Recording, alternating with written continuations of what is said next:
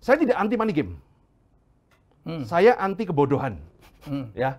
Problemnya orang itu tidak tahu itu money game, kemudian masuk, kemudian belain.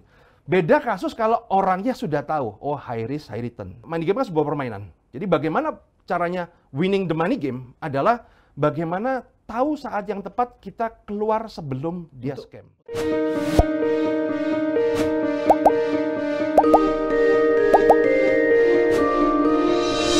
Ya, ini keren nih.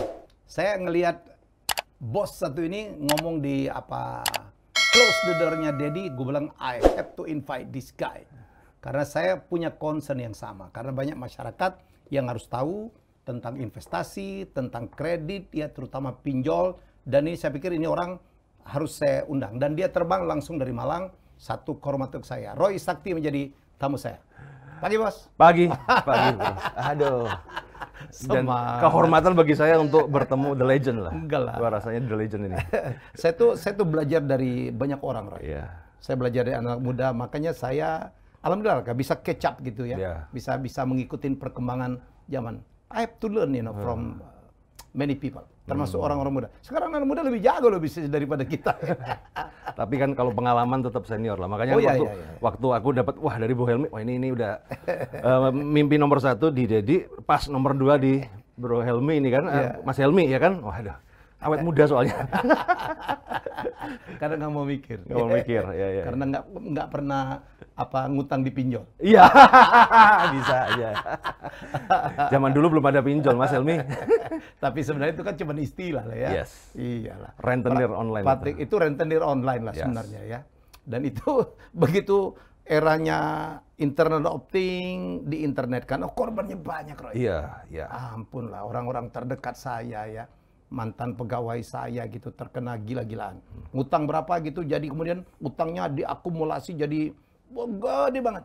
Ya, jadi teknologi berubah, kejahatan juga berubah. Berkembang. Nah, berkembang. Makin canggih dan sesuatu timbul kayak jenis kejahatan yang baru-baru yang kita nggak tahu, di dalam historis kita ngecek nggak ada gitu loh. Tapi it's a crime gitu loh, financial crime saya ngomong itu ya. Nah itu yang terjadi sekarang. Makanya kan sebenarnya kan kayak praktek pinjol. Dulu kan nggak. Sebenarnya kan itu kan rentenir online. Ya rentenir di online kan. Ya. Dan dengan aplikasi itu menjadi masif. Sama seperti kayak investasi. Sekarang orang dulu investasi ke personal, sekarang ke aplikasi.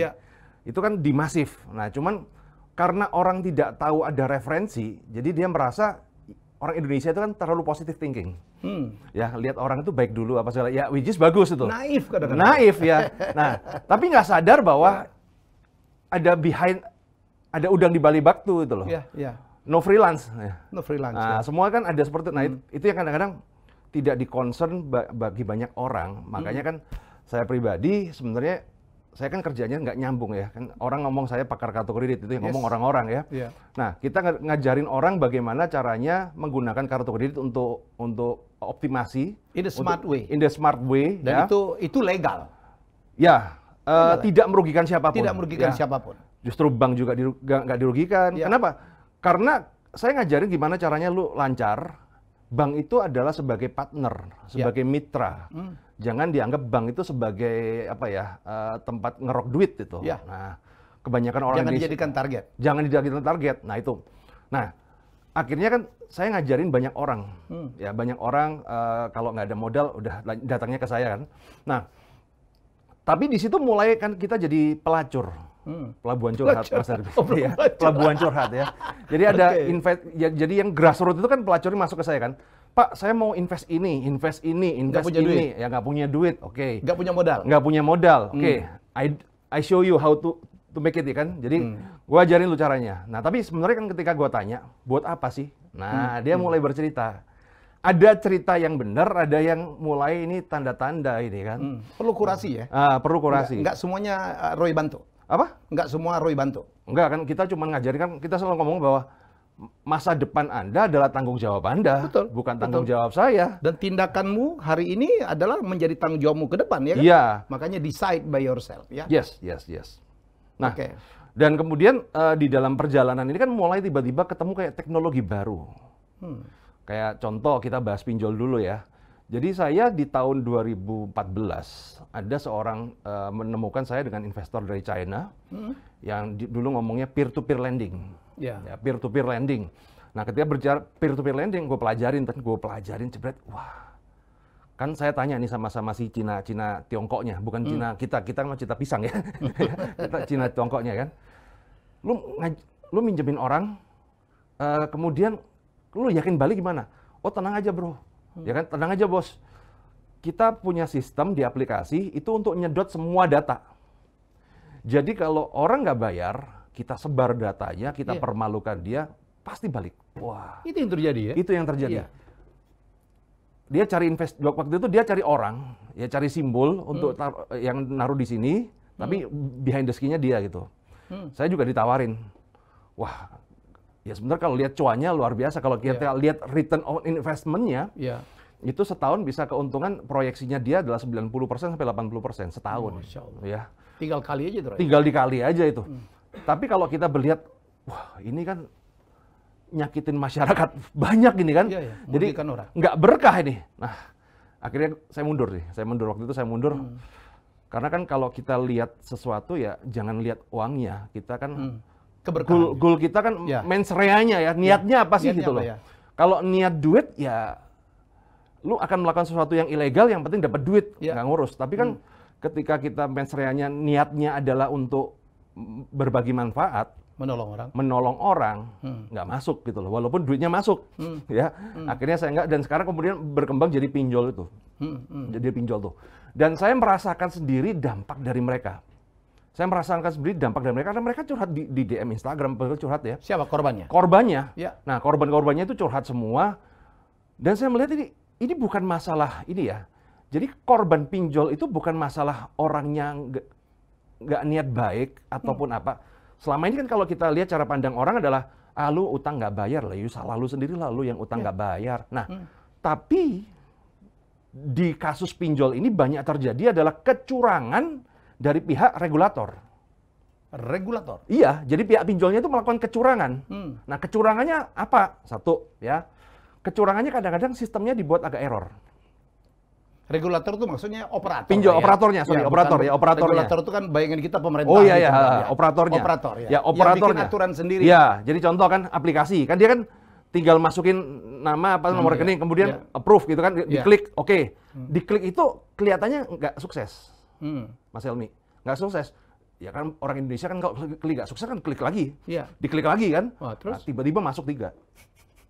Tiba-tiba masuk 3? Masuk 3 itu. Nah, iya, kecurangannya seperti itu. Ada juga begini. Itu by design ya? By design. Nah, ada juga begini, banyak ya kasus yang terjadi buat teman-teman, makanya hati-hati ya kalau masalah pinjol-pinjol ini, hati-hati banget ya.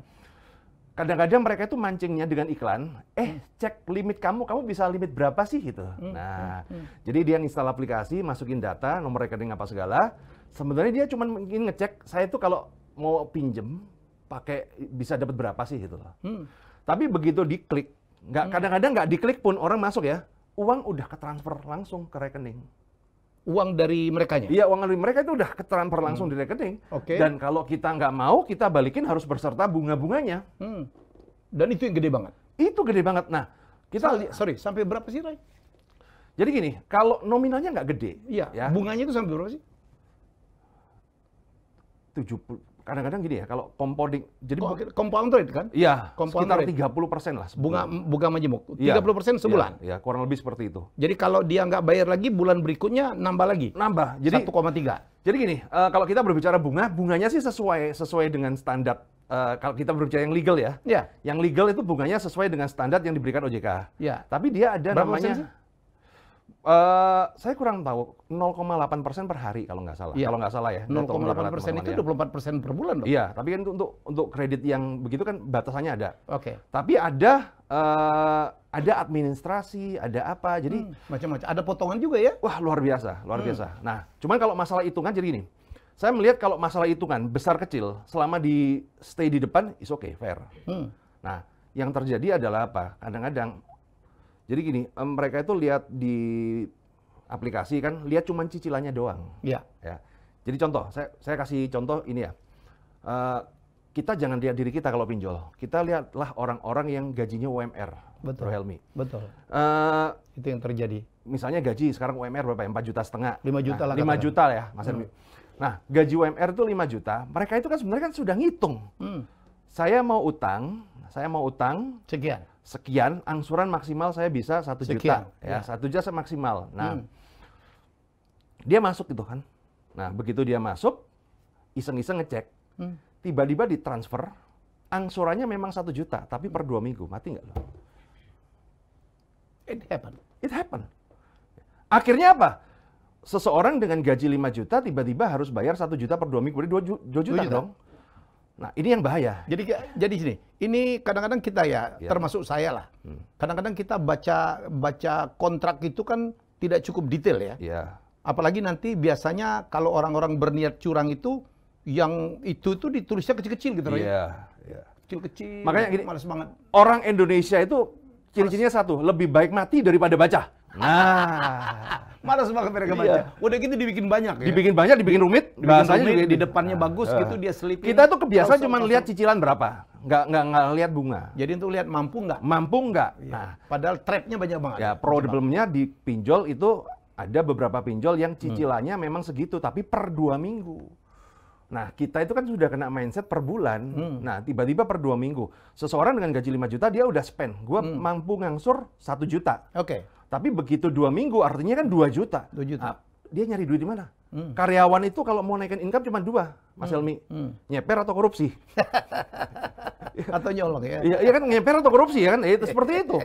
Nah, tapi dia nggak mau. Nah, ini hati-hati kan. Dia nggak mau. Wah, masa gua kayak gini kan nggak mau. Yang terjadi adalah dia melakukan cari pinjol lain untuk bayar pinjol. Dan itu mulai generate jadi satu APK, 2, 3, 4, 5 sampai pada akhirnya dia udah ya collateral damage-nya udah tinggi banget itu. Tutup lubang, gali lubang. Gali lubang, tutup lubang. Nah, itu dia melakukan itu tanpa sadar bahwa itu akan membuat dia hancur. Dan itu yang terjadi berkali-kali. Itu yang terjadi. Saya banyak sekali nih orang-orang terdekat saya. Ya, yang datang ke saya, ulang, dan selalu ada korban pinjol datang ke kita. Ini selalu sendirilah, makanya hati-hati. Tapi korbannya banyak banget. Kan kita kemarin ada berita, ada yang bunuh diri, ada yang stres. Ya. Nah itu karena operatornya ini nggak fair. Operator nggak fair. Nah, ada juga salah satu operator yang legal ya. Kita sekarang kalau yang ilegal udah diberantas, walaupun muncul lagi. Ya, jadi buat teman-teman update-nya yang ilegal itu banyak lagi karena mereka itu tinggal copy paste aja. Iya, programnya sudah ada, tinggal copy paste, ganti judul dan hajar udah. lagi. Nah, hajar lagi.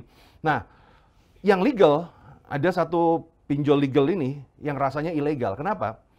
Dia ngasih totalan setelah uang ditransfer. Ngasih totalan setelah uang ditransfer. Jadi contohnya? Jadi contoh, orang kan mau pinjam 1 juta apa segala.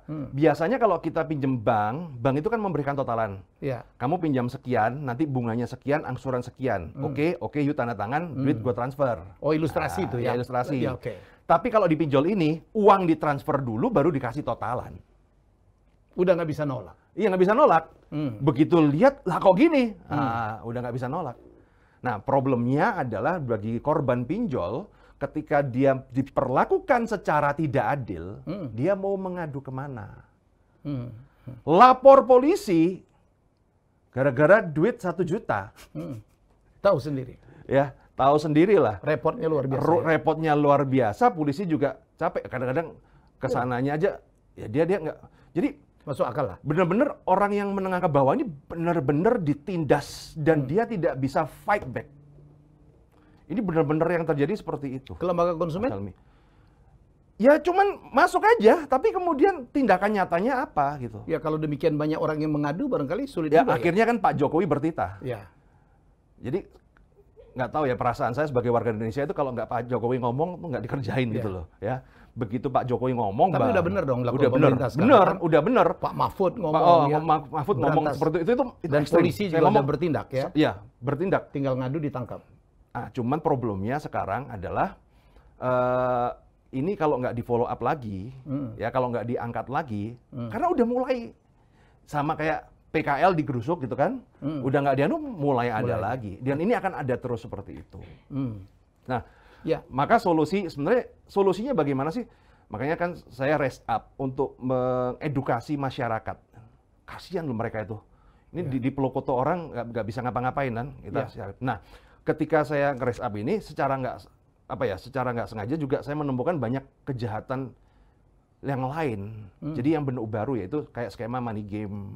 Ponzi scheme, ya. Dan ini saya butuh, makanya saya ketika Mas Helmi diundang sini saya ngomong ada satu kejahatan money game yang jenis baru. Ini new kind of crime yang sedang terjadi di Indonesia. Kerugiannya udah triliunan tapi nggak bisa kedetek. Apa tuh, Roy? Ya. Aplikasi. Jadi sekarang ini money game kalau dulu ya kalau kita berbicara orang melakukan money game skema Ponzi. Ya. Jadi definisi skema Ponzi bagi yang tidak tahu adalah mereka ini memberikan bagi hasil dari yang baru. Dari orang baru. Orang jadi baru yang nyetor itu orang baru nyetor dibagi. Itu skema Ponzi. Ke atas. Ya. Nah, skema Ponzi ini bisa dilakukan setiap perusahaan. Ya, setiap perusahaan. Ya. Nah, bisa, bukan boleh ya. Bukan boleh, bisa, tapi tidak boleh. Ya, tidak boleh. Ya, karena kan, nah itu yang terjadi. Nah, kita tahu ya skema Ponzi itu banyak kasusnya, banyak kayak kejadian bahkan dulu yang Cipaganti. Ya, Langit itu kan Biru. Langit Biru apa segala. Cipaganti itu awalnya bukan Ponzi. Ya. Oh iya. Awalnya, jadi Cipaganti itu awalnya bisnis beneran yang kita tahu, kita naikin travelnya. Tapi ketika, jadi gini, jadi ketika perusahaan itu sibuk nyari modal, sibuk nyari modal, yang dibutuhkan modal 5 miliar, tapi respon masyarakat naruh 10 miliar, dia kan mulai bingung bahwa dia harus bagi hasil yang 10 miliar ini, sedang kapasitas dia cuma 5 miliar, ini contoh ilustrasi ya. Yang terjadi adalah apa? Ya dia take the shortcut. Bagaimana dia memberikan bagi hasil pada yang 10 miliar, ya diambil dari uang modal itu dibayar. Ya kayak perusahaan utang ke bank, ya. Angsuran 50 juta, perusahaannya belum hasil. Angsuran 50 juta di mana? Ya dari uang bank itu dibuat untuk bayar. Ini skema Ponzi. Akhirnya perusahaan yang bener pun akhirnya jadi skema Ponzi. Dan ini terjadi sama kasus Cipaganti, First Travel, ya kemudian Abutur. Ya, itu triliun ya. Itu namanya scam by process.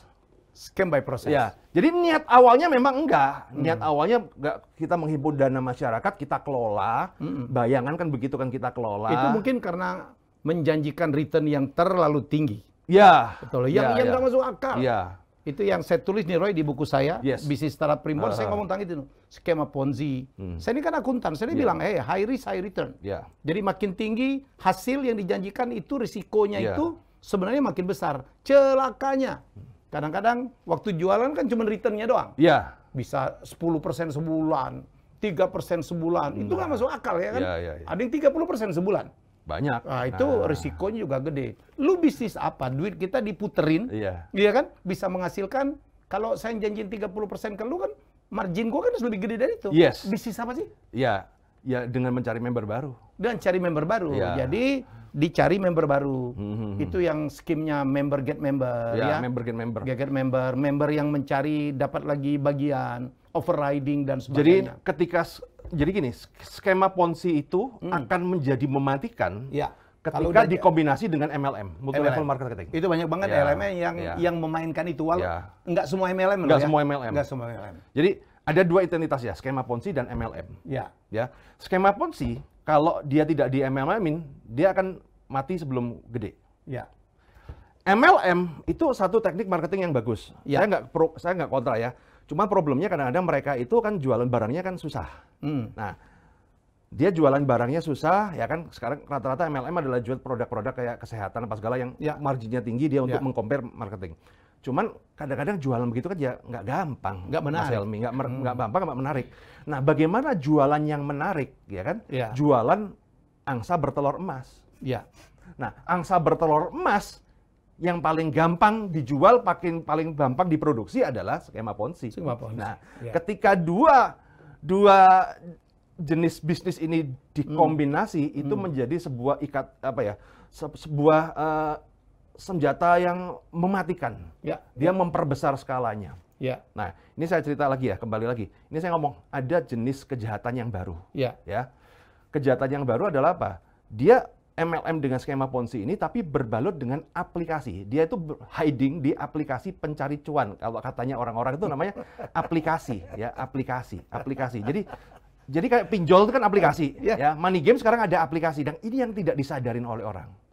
Nah, aplikasi pencari cuan ini dia itu bakar duit orang, ya. Nah, salah satu kasus yang terbaru yang sudah officially scam, dan ini saya bilang di tahun 2021 ini adalah scamnya terbanyak, bisa dibilang angkanya udah di atas 1 triliun. Karena saya dapat list datanya per kota kecil, ya. Kota kecil tuh ada yang invest dari yang mulai 200.000 sampai ada yang 1,5 miliar. Itu aplikasi ecek-ecek gitu kan. Cuman aplikasi, bikin aplikasi paling kalau ke tukang, istilahnya kan developer bikin aplikasi kayak gini gampang gitu loh. Nah, ini yang masyarakat harus dipahamin bahwa ini ada jenis kejahatan yang baru, dan ini masih tidak terdeteksi oleh Bapepti ataupun Satgas Waspada Investasi.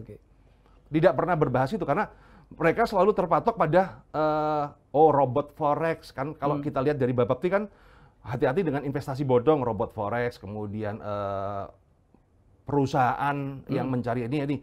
Tapi yang dia below the radar ya, ini aplikasi. Ini makanya ya, kadang-kadang pemiliknya pun nggak ada ya, Roy? Pemiliknya muncul, ya? Misterius semua. Misterius semua. PT juga nggak ada? PT-nya nggak ada, pemiliknya siapa nggak ada. Nah, saya akan boleh publish merek ya, karena udah scam ya. Jadi ini yang kasus terbesar. Yang terakhir ya? Terakhir dan paling besar saya ngomong. Jadi ada aplikasi namanya Yagol. Yagol? Yagol. Gol bola ya? Ya. Jadi aplikasi ini menarik. Jadi di aplikasi ini, aplikasi tebak skor. Bola. Iya. Jadi ketika dibuka seolah-olah dia itu adalah bandar judi bola yang mencari investor. Ceritanya, story-nya menarik ya. Nah, Anda boleh berinvestasi di situ. Nah, begitu kita install, kita masuk ya, kita dikasih kalau nggak salah ya 400.000. Modal. Gratis. Tapi nggak bisa dicairin. Yang bisa dicairin bonus ketika sudah mencapai 50.000. Nah, jadi di aplikasi ini kayak ada permainan. Jadi kita itu, pikiran kita disesatkan. Ini ada 2 jenis investasi. Investasi satu, kalau kamu pasang, menang kalah kayak taruhan judi bola. Ya. Tapi lucunya adalah apa? Kalau kalah, kamu hilang 100%. Tapi kalau kamu menang, kamu dipotong 60% kalau nggak salah. Komisi. Jadi dapat cuma 40%. Nah, investasi kedua, tebak skor, menang kalah dibayar 0,75%. Nah, kalau orang goblok-goblokan, ya, orang polos itu kan, ya ngapain gue pilih yang ini aja. 0,75%, sehari bisa 3 kali. 2,25%. 2,25%. Lumayan, no? Wah, sehari begitu. Tapi kan dia nggak percaya, ya. Dia main itu dari duit yang dapat 400.000 itu dimainin, tek. Wah, begitu sudah mencapai 50.000, di withdraw. Cair. Wah, langsung kan kayak nemu tambang emas ini kan. Dan cerita kemana-mana. Kemudian dibalut dengan MLM. Skemanya adalah kalau kamu referensikan orang, dapat kalau nggak salah pokoknya 853 atau 1053 gitu ya. Downlink. Ya, downline-nya 3 generasi. Anak, cucu, cicit. Nah, wah ini kan ini dia seperti ada kayak kabar gembira, ada nabi baru namanya Yagol ya. Ini membawa cuan. Ya, semua diajak. Semua diajak, teman-teman diajak, apa segala diajak, dan ini merata ya. Nah, yang lucunya adalah Pak Mas yang ngomong di YouTube saya udah bahas. Ini kegoblokan paling goblok. Ini mah tolol setolol-tololnya gitu ya. Sampai ada seminar, jadi ada seminar ya yang tadi saya udah liatin videonya ke Mas Helmi ya kan. Makanya kekalahannya sampai 1 triliun, dan sampai hari ini, detik ini, nggak tertangkap pelakunya. Tidak tertangkap. Nggak tertangkap radar juga. Tidak tertangkap radar, kemudian polisi terima juga ketawa. Kan aliran dana setorannya ketahuan dong. Ketawanya gini loh. Ya jadi gini, ini yang menarik ya. Saya tidak menyalahkan polisi, tapi karena memang saya udah ngomong, kamu mau lapor apa? Kamu lapor, Pak, saya investasi di judi bola. Loh, kalau saya investasi di perusahaan, wajar lah lapor, berarti kan korban. Lah kalau Anda investasi di judi bola, malu dong. Loh, itu kan kalau Anda dikenakan pasal kan juga kena. Ini kan ada berarti kan mensupport perjudian gitu loh. Ini yang saya ngomong. Aduh. Dan aplikasi seperti ini sudah mulai menjamur dengan berbagai macam topik. Yang sama bola-bola itu ada, kemudian ada yang macam-macam aja modusnya toko online, mungkin kasus setahun yang lalu, 2 tahun yang lalu ada namanya Alimama. Seperti kayak anak perusahaan Alibaba gitu. Jadi dia mengcopy gini. Sebenarnya perusahaan Alimama itu ada, tapi bukan itu gitu loh. Jadi copy Ini perusahaan lain lagi? Iya, perusahaan lain. Jadi dia bikin aplikasi tematik. Ada aplikasi yang pembangkit listrik. Jadi perusahaan namanya, satu ya, dia belum scam ya. Tapi nggak apa-apa lah, itu pasti scam. Schneider, ya, Schneider. Nah, Schneider, pembangkit listrik. Ya. Bahkan ada aplikasi ternak ayam online. Jadi di aplikasi ini kamu bisa ternak ayam, kamu investasi di sini, kamu akan dapat return seperti itu. Jadi topiknya tematik. Ujung-ujungnya Ponzi juga, money game juga. Pasti money game itu. Nah, ini tidak terdeteksi sampai sekarang dan nggak tahu ya. Makanya saya harus blow up, makanya saya pinjem panggungnya Mas Helmi Yahya ini untuk spread the word. Betul. Ini adalah kejahatan jenis baru yang lebih parah. Karena apa? Dari aplikasi Yagul ini akan menginspirasi ribuan aplikasi yang lain untuk membuat sejenis. Ini confirm ya ucapannya Pak? Confirm. Saya bisa dipertanggungjawabkan. Bisa dipertanggungjawabkan, dan sekarang sudah ada kejadian sampai ada yang kasus bunuh diri di Bali, ada seorang kalau nggak salah anggota TNI bunuh diri, gantung diri. Saya nggak bisa upload di Instagram karena begitu saya upload langsung kena banned ya. Nah, ada yang sampai bunuh diri dan ini nggak kedeteksi. Polisi pun mau lapor, ya kan? Lapor juga ketawa kan dia. Aplikasi udah udah dipublikasikan, ada yang lapor ke Polda Metro Jaya. Tapi saya yakin ya, kalau saya jadi polisi, lihat gini juga ketawa. Lalu udah tahu ini aplikasi judi bola, kok masih invest? Nah, lu salah juga. Ya salah juga, tapi ya memang salah ya. Tapi saya ngomong ini kan kebodohan kita yang sebodoh-bodohnya. Nah, tapi kalau ini kemudian tidak diproses, ya tidak di-take serius sama pemerintah, ini akan menginspirasi ribuan aplikasi yang lain untuk membuat sejenis. Akhirnya kan kalau saya jadi developer ya, daripada saya bangun startup susah-susah, gue bikin aplikasi kayak begini aja. Selesai. Gue cuan 1 triliun, ngapain kita susah-susah? Dan itulah yang terjadi, Roy. Bukan cuma di Indonesia, ya di seluruh dunia. Amerika aja ketipu oleh Madoff, bayangin. Iya. Dan itu orang-orang hebat loh menjadi korban Madoff yang gempar berapa tahun yang lalu. Itu katanya kalau dihukum itu udah hidup 100 kali. 100 tahun, 108. Ya, dia hidup lagi itu masih menjalin hukuman gitu. Bayangin itu, apalagi Indonesia. Nah ini gini, saya mempelajarin ya. Jadi kan problemnya adalah ketika aplikasi money game ini kan ada yang sudah scam, ada yang belum scam. Ketika saya memblow up ini, haters banyak tuh, terutama yang sandang pangannya keganggu ya. Nah, ini Mas Helmi, jadi kita harus tahu nature-nya money game. Ya, money game itu sebelum scam, saya confirm tidak ada satupun korban. Saya bisa confirm itu. Semua winning. Semua winning. Dia semua winning. Makanya mereka akan mereka akan fight loh. Ini kan gue cuan gitu loh. Ya. Tapi begitu scam, semua akan jadi korban. Ini hati-hati. Jadi kalau saya bercerita dikit ya. Jadi ini agak melenceng dikit. Saya tahun ini saya nonton satu film horor namanya The Unholy. Udah nonton belum? Ya. Jadi Unholy ini adalah sebuah film horor agama. Jadi ceritanya adalah ada setan yang nyusup di patung Bunda Maria. Ceritanya? Ya.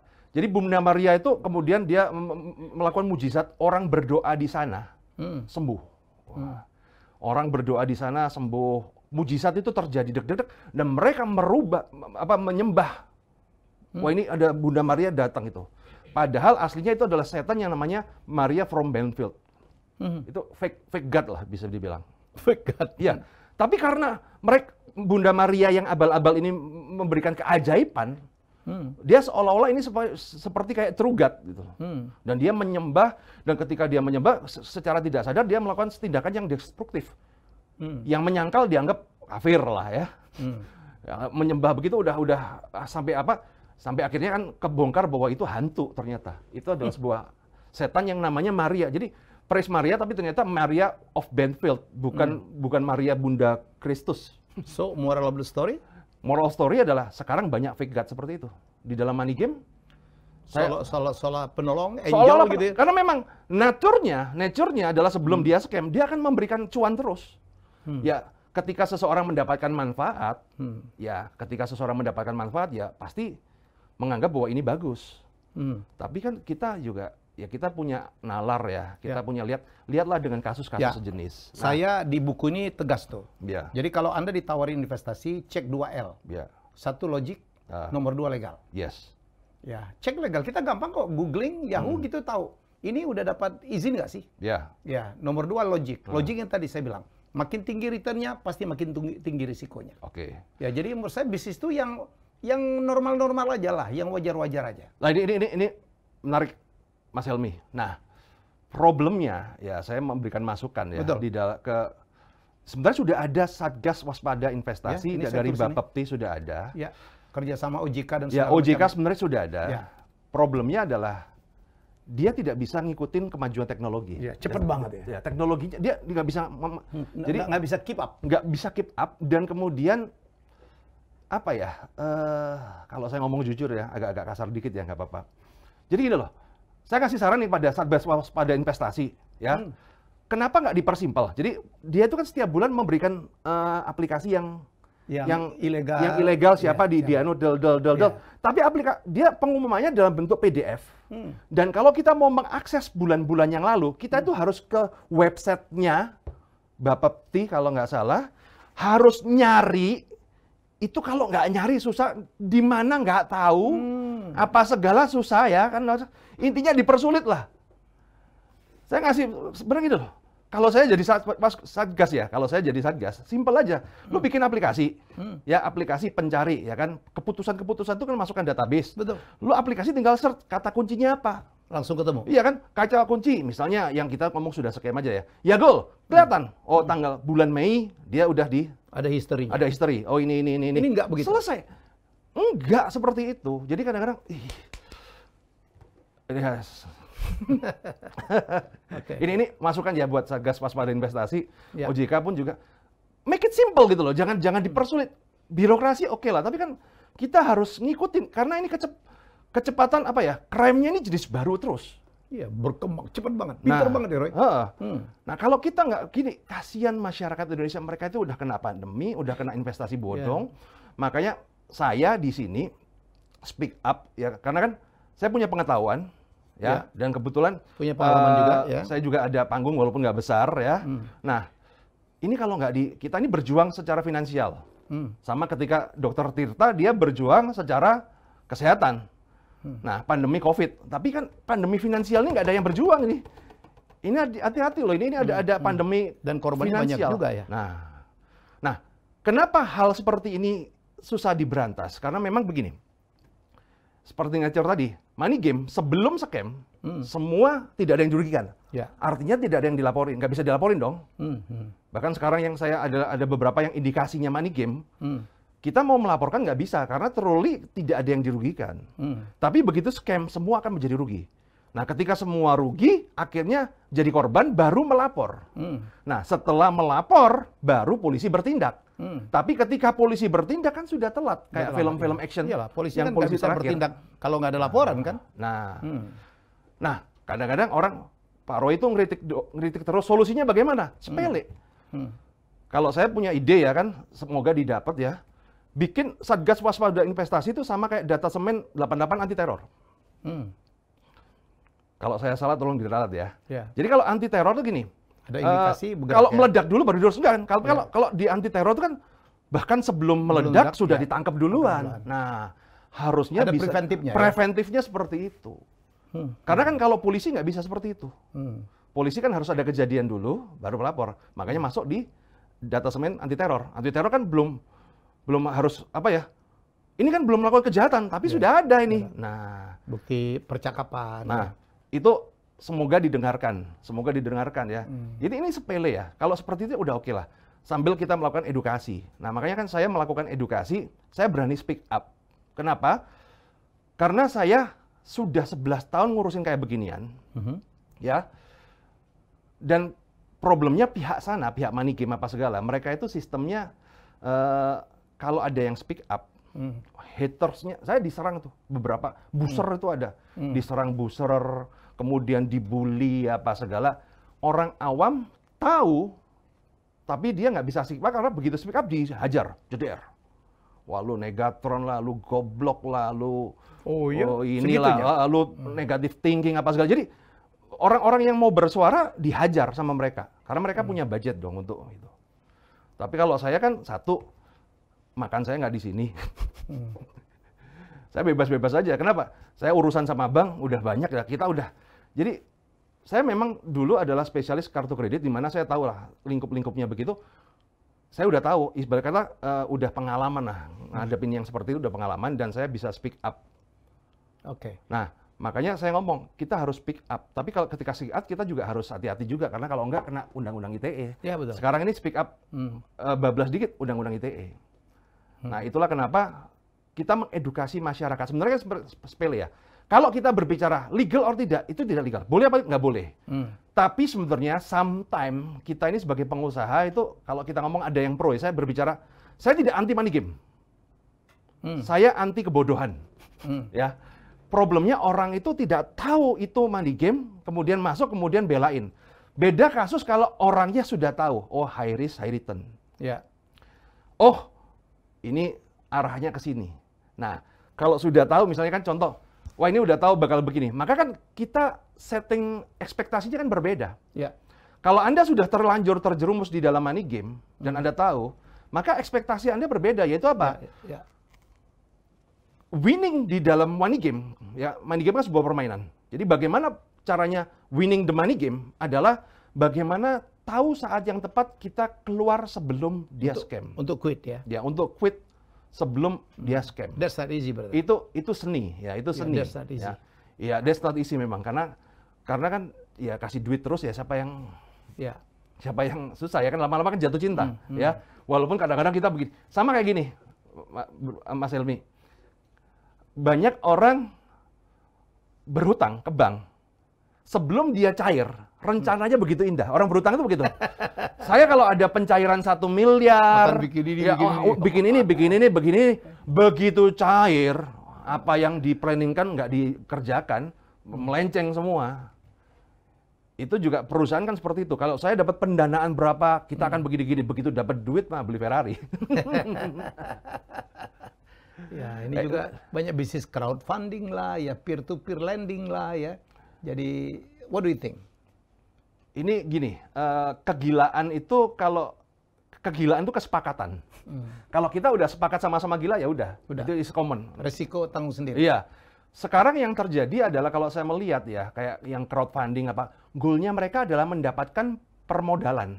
Bukan loh. Padahal kan goal perusahaan itu kan make profit. Ya. Nah, tapi kenyataannya mereka itu kan goalnya mendapatkan permodalan. Ya. Lah ini kan sama aja kayak saya dulu mainan properti bercashback, goalnya dapat cashback. Jadi cari ke bank, ya kan? Zaman dulu kan begitu kan. Properti harga 1 miliar, kemudian di up jadi 2 miliar, saya dapat 70% 70% cair cashback gitu. Ya. Itu kan utang gitu loh. Ketika kita mendapatkan permodalan, itu kan bukan cuan. Bukan revenue, itu bukan revenue, utang, ya? Itu adalah utang ke investor dan kita harus balikin. Ya, tapi karena semua sudah seperti itu ya. Ini ya harus diluruskan. Ya, harus kita kan susah juga kita menjadi orang waras yang di tengah orang gila kan menjadi kita sendiri yang gila. Oke, Pak Roy, kita tinggalkan dulu ya. Semoga ini menjadi edukasi bagi masyarakat. Jadi kita nggak ada persoalan apa-apa, cuman ingin supaya korban ini makin sedikit. Kalaupun mau invest, tidak ada yang melarang. Tidak ada yang melarang. Tapi hati-hati. Hati-hati. Jadi yang apa yang disampaikan oleh Pak Roy dan apa yang saya tulis di buku, saya tulis tuh sejarahnya Ponzi, Carlo Ponzi, keturunan Itali, dia pergi ke New Jersey memulai dan dia menipu dengan perangko untuk makan ya, food stamp. Ya, perangko dari Amerika ke Eropa. Ternyata dalam perjalanan ya nggak kayak gitu gitu loh. Dan korbannya banyak banget, ditangkap berkali-kali, penjara berkali-kali, keluar. Yang lucu, pencintanya juga ada tuh. Ya itu, karena nature dari money game sebelum dia scam enggak. Dalam kasus Carlo Ponzi itu dia udah keluar, Bu. Udah terbukti kriminal, yang bela dia masih ada, Roy. Ada. Jadi ini sebenarnya ini adalah manusia itu kan kepengen banget dapat duit cepet. Yes. Dapat duit gampang. Dia nggak tahu risiko di belakangnya seperti apa. Ya. Saya bersyukur betul pemerintah sekarang cepat tuh Pak Jokowi diinginkan Pak Mahfud untuk segera membahas pinjol. Terutama pinjol yang ilegal. Jadi itu yang saya bilang ya.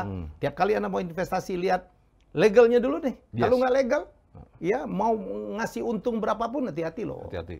Ya, dan yang kedua adalah logiknya. Logik yang tadi, yang saya bilang, makin tinggi return, makin tinggi risiko. Tapi ada orang yang nekat, Roy. Nah ini, kenapa banyak orang yang nekat? Karena tekanan? Enggak. Jadi karena banyak orang berbicara yang sama. Jadi ini kan sebenarnya kan ini kan beresiko. Cuman karena banyak orang influencer apa segala yang ngomong ini cuan. Karena semua orang ngomong, akhirnya dianggap sebuah kebiasaan. Dianggap pembenaran. Jadi dianggap pembenaran. Ya, makanya banyak sekali yang pelaku-pelaku yang ilegal ini menggunakan influencer. Nah, hati-hati. Key opinion leader. Kan 2 tahun 3 tahun lalu ada beberapa selebriti dipanggil ya kan? Yes. Masih ingat tuh? Kalau nggak salah perusahaan di Surabaya kalau nggak salah ya. Ada itu. Dipanggil. Tiket apa itu? Apa gitu. Iya gitu. Kadang-kadang gitu Roy. Saya dulu juga pernah begitu. Kita cuma nge-MC doang nih Roy. Tapi mungkin karena ucapan kita menganjurkan kena tuh. Kadang-kadang secara apa ya, nggak sengaja gitu kan ngobrol. Namanya event off air kan juga nggak bisa dipotong-potong. Kita dipoto backgroundnya begitu apa. Difoto jebret, wah Mas Helmy Yahya ikut loh. Nah itu. Nah saya juga mau menyampaikan pesan pada teman-teman yang influencer ataupun yang punya nama apa segala. Hati-hatilah dalam mengedukasi seseorang atau menyuruh orang untuk invest. Karena ada konsekuensinya. Ya, selalu kasih disclaimer. Jangan sampai ada yang sampai nyuruh uang pensiunan dimasukin. Aduh, ada yang menggadaikan SK. Menggadaikan SK nggak apa-apa. Ini passive income seumur hidup. Mati loh. Aduh, yang ngomong itu senior lagi. Aduh. Hati-hati. Kenapa? Kalau terjadi masalah, kita itu untung nggak banyak, tapi reputasi yang sudah kita bangun bertahun-tahun, bahkan puluhan tahun itu akan hancur dalam sekejap. Walaupun sekali lagi investasi itu adalah risiko pribadi ya. Kalau memang nggak bisa tuh silakan, tapi harus tahu risikonya. Makanya always kasih disclaimer. Ini kan OJK sudah memberikan ini kan, tapi di bidang saham. Jadi tidak boleh orang influencer merekomendasikan sebuah saham, Bursa Efek. Oh sudah ada ya? Sudah ada. Nah, tapi kan di bidang yang lain kita nggak tahu, masih belum ada. Makanya kan ini hati-hati. Karena kan saya melihat, saya ngajar tuh ya udah 15 tahun ya, saya ngajar. Muridnya udah ribuan ya? Udah. Saya batch itu 575, Mas Helmy. Batch-nya udah gede ya. Saya melihat kawan-kawan saya, terutama yang sesama, kita kan pembicara, motivator, apa segala, jatuhnya mereka itu pasti. Nawarin investasi, dan perusahaannya scam. Which is bukan salah mereka. Tapi yang kena ya pasti lu ngajakin. Bukan masalah salah nggak salah, kurang hati-hati. Selalu pakai disclaimer lah, sudahlah. Selalu pakai disclaimer. Artinya ketika masuk di situ ada kemungkinan loss. Kalau udah kasih disclaimer aman sih sebenarnya. Terus supaya ini juga, Roy ini kan dikenal sebagai raja kartu kredit. Credit card revolution. Saya tuh yang suka kredit strategi to invest ya. Untuk investing. For investing. For investing. Jadi ini artinya apa? Roy jadi nggak perlu begitu-begitu lah. Ternyata kalau mau nyari modal gratis bisa lakukan. Jadi gini, kalau di kartu kredit itu kan sebenarnya ini kan agak abu-abu karena kan kartu kredit secara aturan pemerintah digunakan untuk belanja. Tapi kalau saya melihatnya ketika kita belanja justru ini berpotensi macet dong. Padahal kalau kita untuk menggunakan yang lain, enaknya kartu kredit itu begini, Mas Helmy. Kartu kredit itu kan plafon. Misalnya kita dapat kartu kredit 200 juta. Limit 200 juta. Kita cuma pakai 10 juta, ya kita bayar yang 10 juta. Nah, yang 200 juta nggak jadi apa-apa, tapi kalau sewaktu-waktu kita butuh, kita bisa ambil. Nah, that's the point. Nah, bisnis, kebanyakan bisnis yang menengah ke bawah, mencari utang ke bank, itu sifatnya angsuran, Mas Helmy.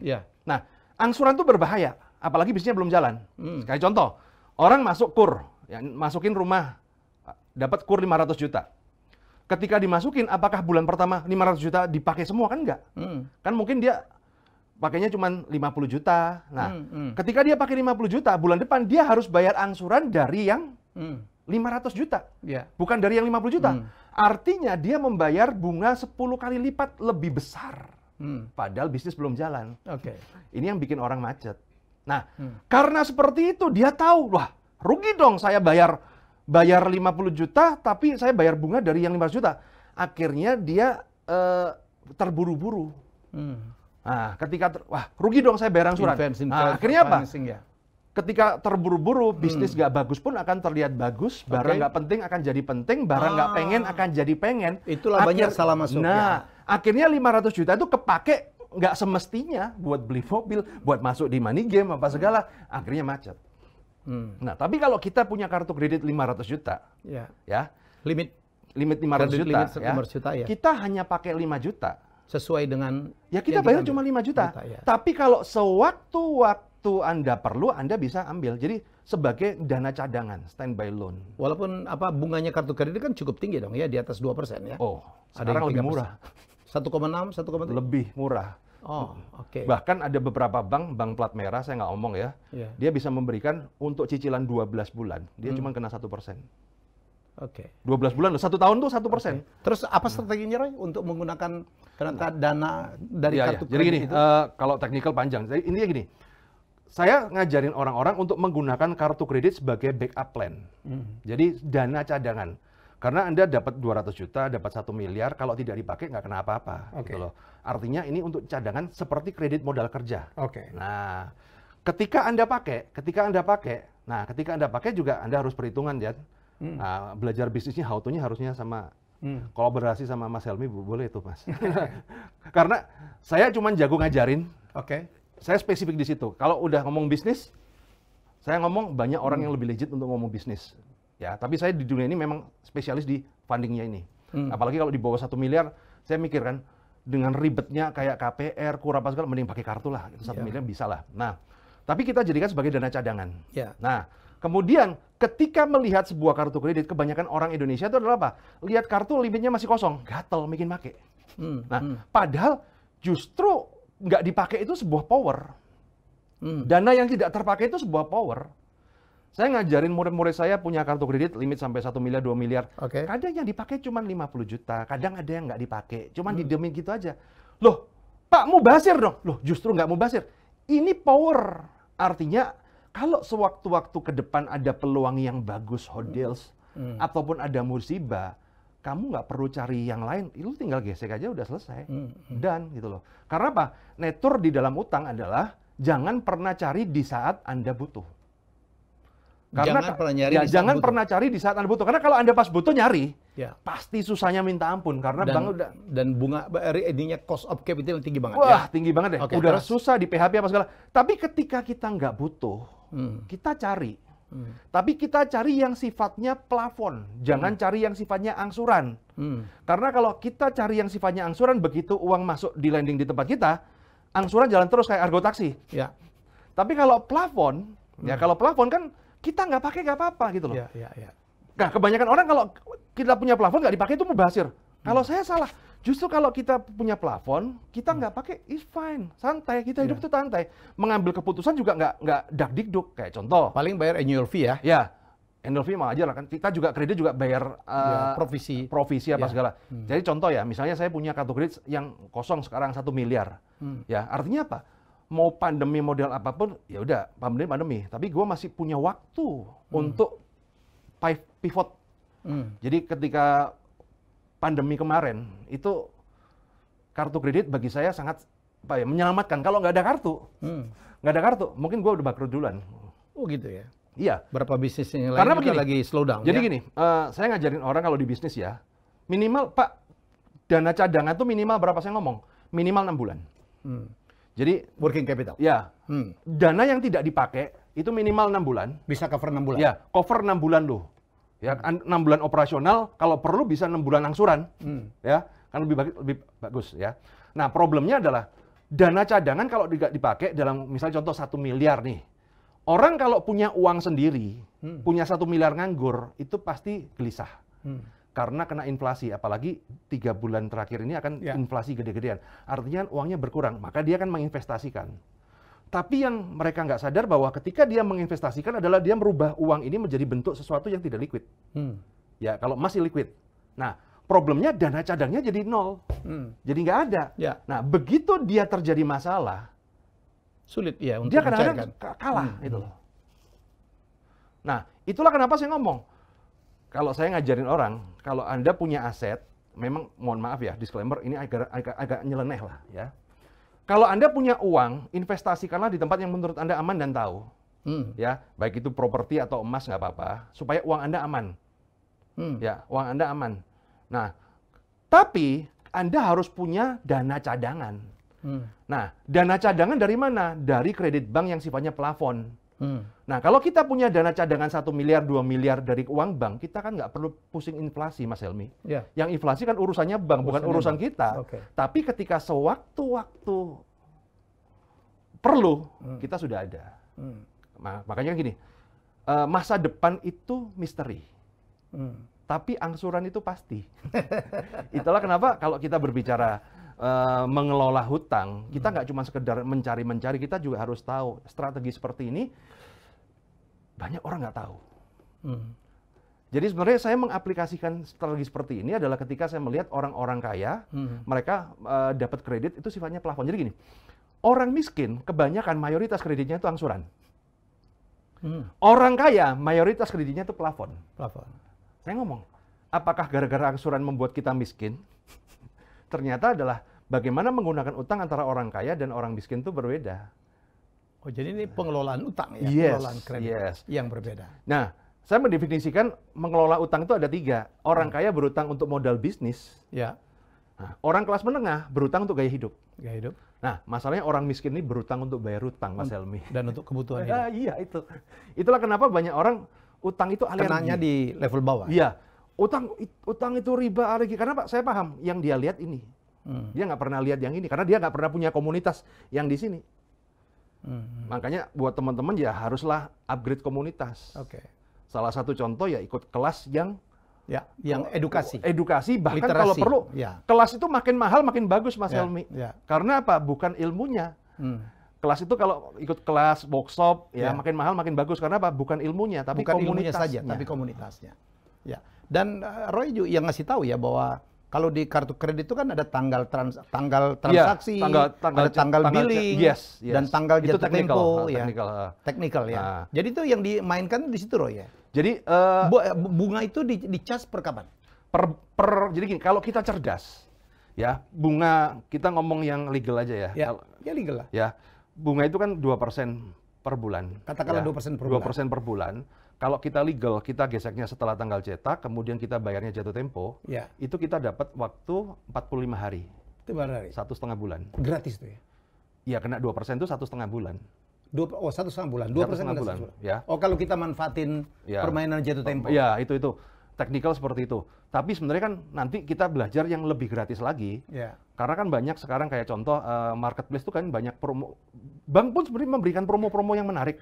Ya, kalau saya ada satu bank plat merah itu dia memberikan untuk 3 bulan 0%, 6 bulan 0%. Ambil aja kita dulu ya. Jadi nih, di kartu kredit itu menarik, Mas Helmi. Kalau kita goblok, kita kenanya mahal. Tapi kalau kita cerdas, it's free money. Free money. Kalau kita bayar sebelum jatuh tempo kan free artinya? Free, ya free. No charge. Iya. Bahkan sepele begini ya, Mas Helmi. Saya ngajarin orang, menjadi entrepreneur modal kartu kredit itu sekarang jauh lebih mudah daripada sebelumnya. Kenapa? Sepele aja. Misalnya contoh, kita kasih contoh ya, Anda mau buka restoran. Ya, Anda mau buka restoran. Anda pasti beli perlengkapan ya kan? Ya sekarang kan lu belanja lewat Tokopedia, Shopee dan lain-lainnya. Kartu kredit semua lah. Kartu kredit tuh nggak pakai cas. Gesek aja semua ya. Dan bayar sebelum jatuh tempo. Bayar sebelum jatuh tempo bisa, dirubah cicilan juga bisa. Dirubah jadi cicilan juga dan bisa. Bunganya jauh lebih murah daripada pinjaman online. Ada cicilan 0%. Yes. Ada saya selalu kalau habis belanja ditawarin, mau diubah ke cicilan nggak? Ada bunga 0%, ada bunga cuma 1%, 2%. Itu free money yang mau murah itu loh. Jadi ini masalah kecerdasan finansial ya, Roy? Ya. Ngomong-ngomong punya berapa kartu kredit, Pak? Lumayan lah. Kalau beli Alphard 2 aja bisa lah. Katanya bangun bengkel dengan modal kartu kredit terakhir ya? Ya, saya kemarin bangun bengkel di Bintaro, modal kartu kredit. Bukan saya ya, tapi kita sama satu komunitas mau nyoba nggak? Ya hitung-hitungan masuk kan? Nyoba lah, oke lah. Tapi yang penting tahu resikonya kan, plus dan minus. Oke, kita ber-10. Ya udah kita coba iseng-iseng. Ternyata it works gitu. Jadi ini kamu beli ini, Enggak, jadi kan gitu ya. Dari crowdfunding, jadi jatuhnya kayak crowdfunding kan. Modal berapa, dibagi berapa, ya udah iseng-iseng cobalah. Nah. Dan begitu dibuka 4 bulan pandemi. Waduh, itu udah deg-degan tuh. Ya itu namanya juga entrepreneur ya. Iya, ada risiko itu. Derdek itu harus ada ya. Tapi sekarang katanya udah bagus ya. Udah bagus. Begitu pandemi selesai, waduh udah. Udah lumayan lah, udah bisa nutup lah. Jadi ternyata bisa bangun usaha dengan modal kartu kredit ya. Saya ngajakin orang aja itu udah deg-degan. Ya. Walaupun itu bisnisnya bener loh, tapi kalau nggak bener kita juga beban moral nih. Makanya buat teman-teman kalau ngajakin orang apa segala, hati-hati, apalagi kita udah punya nama, udah punya, sayangilah reputasi. Karena reputasi seperti Mas Helmy punya reputasi puluhan tahun, itu priceless loh, itu bisa make miliar. Kita ngomong harga miliaran nggak bisa. Ya, saya hati-hati banget lah gitu-gitu. Thank you, bro. Sama-sama, Mas Helmy. Udah kapan-kapan gua ke Malang. Murid gua banyak di Malang. Siap. Banyak pengusaha properti murid gua di Malang. Iya. Di Malang, Batu ya. Malang, Batu. Dan Malang itu makan yang ngangenin. Padahal kalau orang Malang ke Jakarta makan yang ngangenin. Begitulah. Rumput tetangga lebih hijau. Iya. Apa makanan favorit? Kenapa? Makanan favorit apa? Di Malang atau di saya? Di Malang ya bakso lah. Bakso presiden. Sebenarnya bakso banyak ya. Kalau presiden tuh favorit turis ya. Kalau lokal-lokal tuh banyak yang lebih enak, yang nggak terjamah oleh turis. Rawon enak ya. Rawon enak ya. Pokoknya kalau di Malang tuh daging-dagingan lah. Daging-dagingan. Makanya orangnya begini-begini, sekali-sekali. Sebenarnya daging nggak bikin gemuk karena campur nasinya itu loh. Nggak abdol ya. Iya, abdol. Udah gitu makan sate kambing. Nasi masih banyak. 2. Dan minumnya pasti es teh manis. Es teh manis. Itu yang aduh, luar biasa. Kombinasinya. Thank you, Roy. Thank you. Semoga apa yang disampaikan oleh Roy bermanfaat ya. Jadi nggak ada tujuan lain kita, bukan untuk apapun, tapi ini untuk kepentingan masyarakat. Karena kita sangat peduli gitu ya dengan beberapa orang yang karena literasi finansialnya, literasi kreditnya terbatas banget. Jadi akhirnya banyak menjadi korban. Jadi mari terus belajar dari orang-orang yang memang punya keahlian untuk itu, ilmu untuk itu, banyak sekali cara ya untuk berusaha, berdagang, mencari kredit dengan cara-cara yang lebih tidak menjerat kita di kemudian hari. Terima kasih juga untuk pemerintah yang sudah concern turun langsung memberantas pinjol ilegal. Tapi jangan lupa ya ini akan terus bergerak terus dan di seluruh dunia selalu aturan itu datangnya mengikuti, kadang-kadang sangat terlambat. Tapi sekali lagi untuk kasus investasi kredit adalah kita sendiri yang harus menanggung ya. Jadi apa ya, wise lah ya. Bijaklah dalam mengambil kredit, bijaklah dalam berinvestasi dan bijaklah juga ya dalam membuat investasi, ngundang orang jadi investi. Oleh karena itu Roy, saya kemarin bikin kayak Squid Game gitu. Iya. Saya bikin di sebuah pulau. Yes. Ya. Dan istri saya kebetulan seorang financial planner, 25 tahun ya. Jadi kita bilang bahwa the lesson of the Squid Game itu adalah para loser yang gagal dalam melakukan financial planning dan gagal dalam melakukan investasi. Supaya jangan terjebak, makanya belajar. Atur keuangan kita. Ya, jadi sekali lagi semuanya kita lakukan dalam rangka sharing ya. Terima kasih Pak Roy. Thank you, sama-sama. Ya, kita jumpa lagi dalam episode selanjutnya dengan tamu hebat saya yang lain lagi. Bye-bye.